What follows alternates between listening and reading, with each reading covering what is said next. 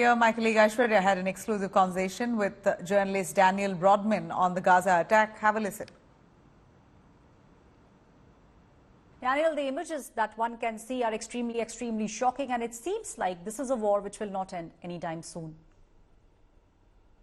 No, this is much different than previous operations. And I'm going to have to correct you guys on something because you've misreported what Netanyahu said about the Gaza Strip and being deployed to rubble.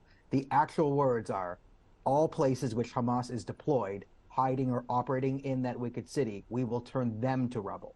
He said anywhere where Hamas is operating or hiding will be reduced to rubble, not the entire Gaza Strip. The entire Gaza Strip wanted to be reduced to rubble. They could have done that within the hour.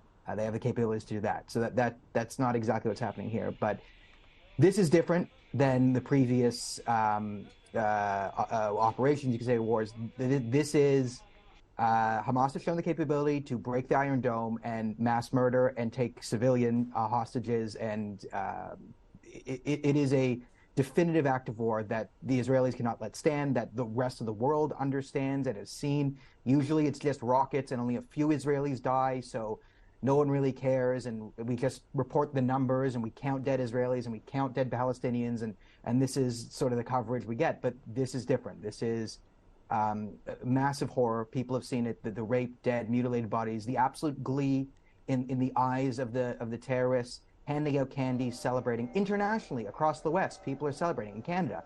We have organizations handing out candy to celebrate the slaughter that they've seen. This is going to be a major issue. And the other important thing Netanyahu said is, he said that Israel is going to pay an unbearable price, which means there doesn't sound like they're going to negotiate for hostages, which is something they've been burned on in the past. Infamously or famously, Gilad Shalit, one single soldier, they spent years of diplomacy trying to get back in exchange for dozens of terrorists. Those terrorists went back to the Gaza Strip, trained, and came back and killed dozens of Israelis. So he's preparing the nation to see absolute horrible images over the next coming months. You're going to see hostages tortured, beaten, abused in front of their families, murdered, killed, and he's essentially rallying the nation to say, we're going to have to get through this and completely obliterate Hamas, because if Hamas continues to operate, today's events will be repeated sometime in the near future. If Hamas is not destroyed, and there's just a slap on the wrist and some capabilities, then all the people in Gaza will tell their children about the great day where they broke through Israeli defenses and raped and murdered and pillaged as much as they could. And kids will grow up dreaming of achieving similar glory and martyrdom, which is highly permissible in that culture. Many of the streets are named after people who've blown up school buses and grocery stores.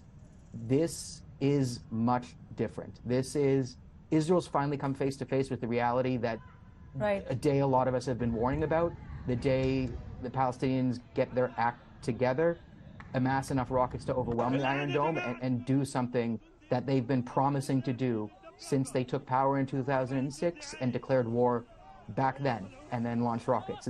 If you listen to anything Hamas has said, this has been their directive since day one, and if you ask them now, their goal is to do this again tomorrow if they could, but if they have to wait a few years to do it again, they will.